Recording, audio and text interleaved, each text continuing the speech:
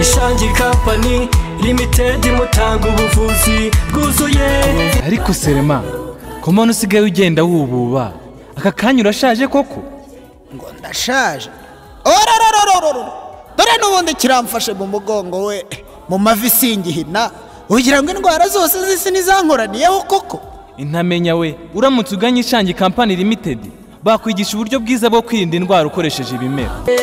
Ishangi Company Limited mutanga ubuvuzi bwuzuye. Ishangi Company Limited Rwanda twigisha abantu uburyo bwo kwirinda indwara bakoresheje ibimera bitandukanye.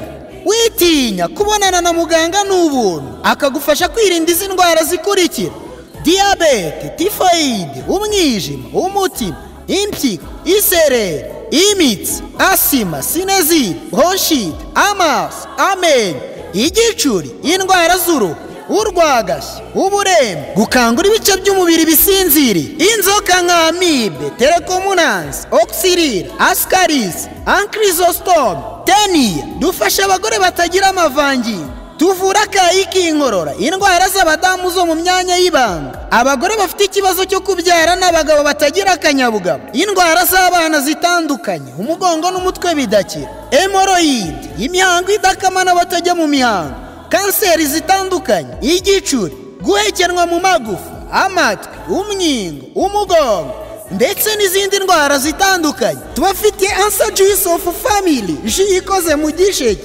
tangawizi n'indimu.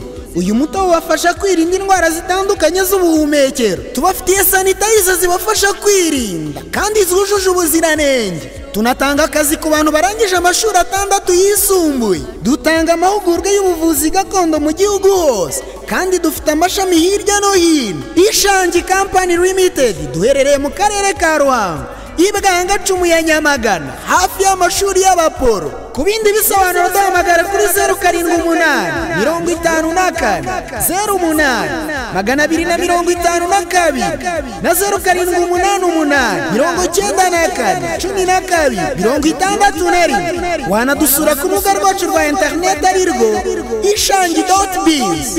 Ishangi Company Limited, ibimera ni umwanya w'imbaraga mu guhindura ubuzima bwawe. Mu buzima burya ibintu nibishakwa, ikaze ku Gicumbi mu Ruhango i Nyamagana, basoroma basekura basuzuma bavura, ubuzima bugaruka ibimera bigakora. Ishangi Company Limited mu kazi bahiga. Tawonanya ntabwo nakirambasize. Ishangi Company Limited mutanga ubuvuzi bwuzuye. Ariko Serema, ko muntu usigaye ugenda wububa, aka kanya urashaje koko?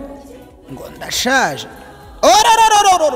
Dore n'ubundi kiramfashe mu mugongo we, mu mavi singihina, ugira ngo indwara zose z'isi nizankoraniyeho koko? Intamenya we, uramutse uganye Ishangi Company Limited, bakwigisha uburyo bwiza bwo kwirinda indwara ukoresheje ibimera. Ishangi Company Limited mutanga ubuvuzi bwuzuye.